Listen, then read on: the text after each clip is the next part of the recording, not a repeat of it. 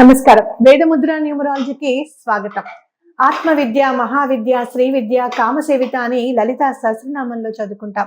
అలాగే మహావిద్య, మహామాయ, మహామేధ, మహాస్మృతి అని చండీ సప్తశతిలో మనం చదువుకుంటాం. విద్యా స్వరూపమే దేవత, దేవత స్వరూపమే విద్య. అమ్మవారి ఉపాసనా క్రమం తెలిపేది కూడా విద్య.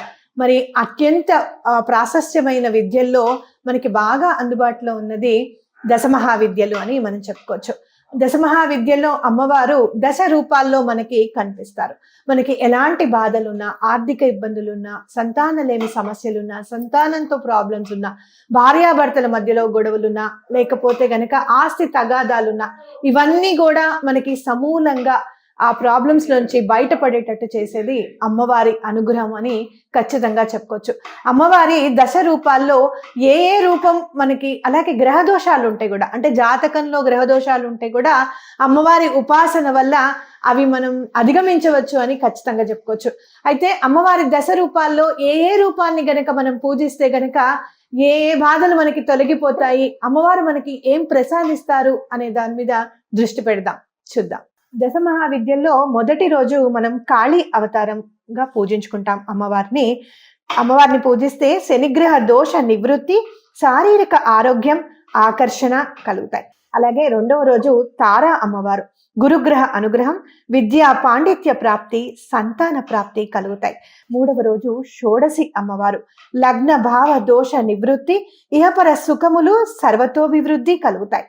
నాలుగవ రోజు భువనేశ్వరి అమ్మవారు, చంద్రగ్రహ దోష నివృత్తి, మానసిక బాధ నివృత్తి, రక్త సంబంధ రోగ నివృత్తి, భయ నివృత్తి కలుగుతాయి. అలాగే ఐదవ రోజు భైరవి అమ్మవారు, సూర్యగ్రహ అనుగ్రహం, దేహ ఆరోగ్యం, శత్రుజయం, విద్యా ప్రాప్తి. అలాగే ఆరవ రోజు చిన్నమస్త, కేతుగ్రహ అనుగ్రహం, సర్పదోష నివృత్తి, ఉపాసనా సిద్ధి, విదేశీ ప్రయాణం, ఆనుకూలత. అంటే ఎవరైనా విదేశాలకు వెళ్ళాలి అని అనుకుంటే గనక ఈ అమ్మవారిని పూజించాలన్నమాట. అలాగే ధూమవతి అమ్మవారు, రాహుగ్రహ అనుగ్రహం, ఆకస్మిక ధన ప్రాప్తి, సర్పదోష నివారణ, శత్రుజయం. అంటే ఎవరికైనా బ్యాడ్ హ్యాబిట్స్ ఉన్నాయి అని అంటే గనక, ఈ మధ్య చాలా మంది పిల్లలు డ్రగ్స్కి అలవాటు పడడం కానివ్వండి, ఆల్కహాల్కి అలవాటు పడడం కానివ్వండి, స్మోకింగ్కి అలవాటు పడడం కానివ్వండి చూస్తున్నాము. ఈ అమ్మవారిని గనక పూజిస్తే ఇలాంటి అలవాట్లన్నీ కూడా తొలగిపోతాయి అని చెప్పుకోవచ్చు. అలాగే ఎనిమిదవ రోజు బగళాముఖి అమ్మవారిని, కుజగ్రహ అనుగ్రహం, భూ న్యాయస్థాన వివాదాల్లో జయం, శత్రు స్తంభనం, ఆరోగ్యం. అడ్వకేట్స్ కి చాలా బాగా ఉపయోగపడుతుంది ఈ అమ్మవారి ఆరాధన. అలాగే తొమ్మిదవ రోజు మాతంగి అమ్మవారు, బుధగ్రహ అనుగ్రహం, వాక్కు, సంగీతం, ఆకర్షణ, విద్యాభివృద్ధి. ఎవరైతే కళలు అంటే ఆర్ట్స్ రూపంలో కానీ వెళ్ళాలనుకుంటున్నారో వాళ్ళకి అమ్మవారి ఉపాసన చాలా బాగా ఉపయోగపడుతుంది. అలాగే ఆఖరి రోజు కమలాత్మిక అమ్మవారిని పూజించుకుంటాం. శుక్రగ్రహ అనుగ్రహం, ధనం, వస్తు వాహన ప్రాప్తి, దాంపత్య ఆనుకూల్యత, ఉద్యోగాభివృద్ధి కలుగుతాయి ఈ అమ్మవారిని గనుక మనం పూజించుకుంటే. ఇవన్నీ కూడా స్త్రీ రూపంలో ఉన్న ఆదిశక్తి యొక్క వివిధ స్వరూపాలు. దశమహావిద్యలు ఆయా దేవతల తత్వం, వారి ఉపాసన చేసే విధానం వల్ల లాభాలు తెలియజేస్తాయి. సాధకులు ఈ దశమహావిద్యల్లో 1-2 విద్యలు సాధన చేయుటకు జీవితకాలం పడుతుంది. కాళి, మాతంగి, భువనేశ్వరి, షోడశి, పగళ విద్యలు మన దగ్గర విస్తారంగా ఉపాసన జరుగుతుంది.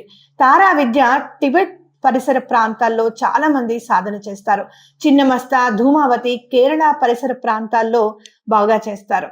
అయితే ఆయా విద్యలు అన్నీ కూడా రూపభేదమే కానీ వస్తుభేదం లేదని శాస్త్రోక్తి. అంటే అన్నీ కూడా ఒకే శక్తి యొక్క వివిధ రూపాలు అని చెప్పచ్చు. మనకు ఉన్న ఆయా సమస్యలకు ఆయా రూపాల్లో ఆరాధన చేయడం వల్ల అమ్మవారి అనుగ్రహం పొంది ఆయా సమస్యల నుండి ఉపశమనం పొందవచ్చు.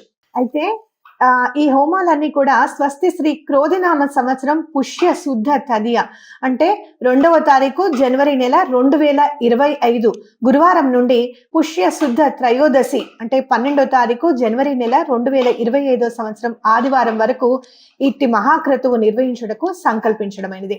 కావున శ్రీ విద్యా బంధువులు, ఆస్తిక మహాశయులు అందరూ ఇట్టి మహాక్రతువునందు పాల్గొని ఆయా మహావిద్యల అనుగ్రహం పొందగలరు.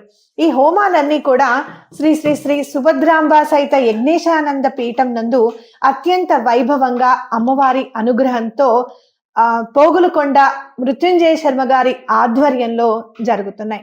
ఆధ్యాత్మిక మార్గంలో మనం నడవాలి అన్నా, ఆధ్యాత్మిక మార్గంలో మనం చాలా ముందుకు వెళ్ళాలన్నా కూడా అమ్మవారి అనుగ్రహం మనకి కావాలి. అలాగే ఆ దశమహావిద్యల్లో అమ్మవారిని పూజిస్తే గనక మనం చాలా శీఘ్రంగా ఆధ్యాత్మిక పయనంలో ఒక అడుగు ముందుకేస్తామని ఖచ్చితంగా చెప్పుకోవచ్చు. అయితే 1వ తారీఖు మాత్రం అంటే ముందు రోజు సాయంత్రమే గణపతి పూజ, గోపూజ, గురుమండల పూజ, పుణ్యావచనం, పంచగవ్య ప్రాసన, దీక్షాధారణ, అఖండ దీప స్థాపన, మంటపారాధన జరుగుతాయి. ఈ 10 రోజులు కూడా ఒక్కొక్క మహావిద్య యొక్క జపం, యంత్రస్థాపన, ఆవాహనం, అర్చన, హోమం ఇత్యాదులు కనీసం 7 గంటల నుంచి 8 గంటల సమయం పడుతుంది. కాబట్టి లోక కళ్యాణార్థం సంపూర్ణ దశమహావిద్యా యాగం రోజుకు ఒకటి చొప్పున 10 రోజులు, 11వ రోజు మహాపూర్ణావతి చేయుటకు జగదంబ ప్రేరణతో, అస్మద్ గురుదేవుల ప్రేరణతో సంకల్పించడం అయినది. కాబట్టి ఈ అవకాశాన్ని మీరందరూ కూడా సద్వినియోగపరచుకోండి. ఇంకా అంటే మీకు ఏ బాధలు ఉన్నాయి, అసలు ఏ అమ్మవారిని మనం పూజించాలి అని గనక మీకేమన్నా డౌట్స్ ఉంటే గనక తప్పకుండా స్క్రోల్ అవుతున్న నెంబర్స్కి తప్పకుండా కాల్ చేయగలరు. అలాగే ఈ హోమంలో ప్రత్యక్షంగా కానీ పరోక్షంగా కానీ పాల్గొనాలి అనుకునే వాళ్ళు క్రింద స్క్రోల్ అవుతున్న నెంబర్స్కి కాల్ చేయండి. ఉంటాను, మీ శ్రవంతి.